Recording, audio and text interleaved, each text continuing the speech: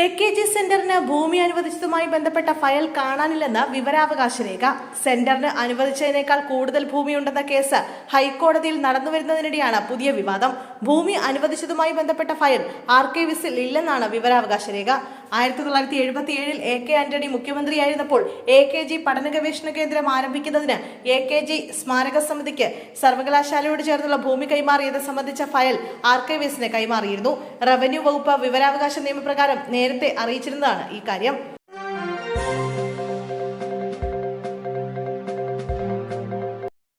ലാലി ജെയിംസിനെ കോൺഗ്രസിൽ തിരിച്ചെടുക്കും. കോൺഗ്രസിനെതിരെ ഗുരുതര ആരോപണം ഉന്നയിച്ചതിനെ തുടർന്ന് സസ്പെൻഷനിലായ തൃശൂർ കോർപ്പറേഷൻ കൗൺസിലർ ലാലി ജെയിംസ് KPCCക്ക് മാപ്പെഴുതി നൽകി.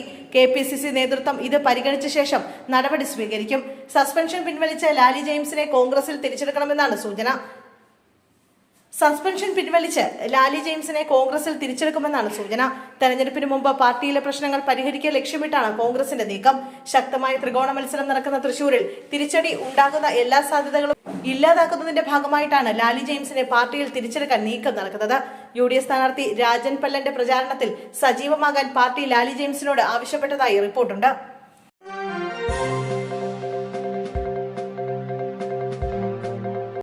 CP ബാബ ഹാജിക്കെതിരെ കേസ്. തവനൂരിൽ UDF സ്ഥാനാർത്ഥിയെ വിജയിപ്പിച്ചാൽ സൗജന്യ വിദേശയാത്ര ഓഫർ ചെയ്ത മുസ്ലിം ലീഗ് സംസ്ഥാന വൈസ് പ്രസിഡന്റ് CP ബാബ ഹാജിക്കെതിരെ കേസ്. തിരൂർ SHOയ്ക്കാണ് അന്വേഷണ ചുമതല. മാതൃകാ പെരുമാറ്റച്ചട്ടത്തിന്റെ ലംഘനം ഉണ്ടായെന്ന് ചൂണ്ടിക്കാട്ടിയാണ് പോലീസ് കേസെടുത്തത്. പ്രസംഗത്തിൽ നേരത്തെ ജില്ലാ കളക്ടർ റിപ്പോർട്ട് തേടിയിരുന്നു. തവനൂരിലെ തെരഞ്ഞെടുപ്പ് കൺവെൻഷനിലാണ് CPM ബാബ ഹാജിയുടെ പ്രഖ്യാപനം. 15 ദിവസത്തെ ഗൾഫ് യാത്രയാണ് ബാബ ഹാജി ഓഫർ ചെയ്തിരിക്കുന്നത്. VS ജോയിക്ക് ഏറ്റവും കൂടുതൽ ലീഡ് നൽകുന്ന കമ്മിറ്റിക്കാണ് ഗൾഫ് യാത്രയ്ക്കുള്ള ഭാഗ്യമുണ്ടാകുക. 15 ദിവസത്തെ താമസം, പോക്കിനും വരവിനുമുള്ള ടിക്കറ്റ് അടക്കമുള്ള സമ്പൂർണ്ണ പാക്കേജായിരുന്നു ബാബ ഹാജിയുടെ ഓഫർ.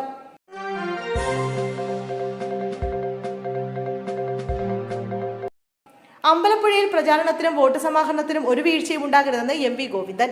ജില്ലാ സെക്രട്ടേറിയറ്റ് യോഗത്തിൽ പങ്കെടുക്കുകയായിരുന്നു അദ്ദേഹം. പാർട്ടി വിട്ട G സുധാകരനാണ് UDF പിന്തുണയോടെ ഇവിടെ എതിർ സ്ഥാനാർത്ഥി. പാർട്ടിയിൽ നിന്ന് വലിയ തോതിൽ വോട്ട് പിടിക്കുമെന്ന് സുധാകരൻ പ്രഖ്യാപിച്ചിരുന്നു. ഇത് സൂചിപ്പിച്ചാണ് സെക്രട്ടേറിയറ്റിൽ ഗോവിന്ദൻ നിലപാട് വ്യക്തമാക്കിയത്. സിറ്റിംഗ് MLA H സലാമാണ് LDF സ്ഥാനാർത്ഥി. ഭരണം കിട്ടിയാലും അമ്പലപ്പുഴയിൽ തോറ്റാൽ വലിയ തിരിച്ചടിയാകുമെന്ന് ഗോവിന്ദൻ പറഞ്ഞു. അതിനാൽ അതിജാഗ്രത വേണം. കേഡർ വോട്ടുകൾ ഒന്നുപോലും ചോരാൻ പാടില്ല. സുധാകരൻ എല്ലാവിധ വർഗീയ ശക്തികളുമായും ചർച്ച നടത്തിയിട്ടുണ്ട്. തീവ്ര ആശയമുള്ളവരുമായാണ് ചർച്ച. അദ്ദേഹത്തിന്റെ വർഗീയ രാഷ്ട്രീയം വോട്ടർമാർക്കിടയിൽ തുറന്നു കാട്ടണമെന്ന് യോഗത്തിൽ ഗോവിന്ദൻ നിർദ്ദേശിച്ചു.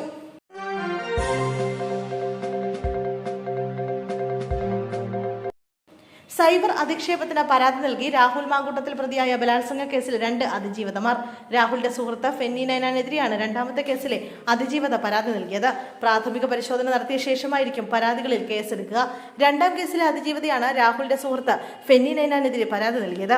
മൂന്നാം കേസിലെ അതിജീവിത 2 പരാതികൾ നൽകി. ഈ പരാതിയിൽ നിയാസ് ബലമാറി അടക്കമുള്ളവർക്കെതിരെ പരാമർശമുണ്ട്. കർശന നടപടിയെടുക്കാൻ സംസ്ഥാന പോലീസ് മേധാവി നിർദ്ദേശം നൽകി.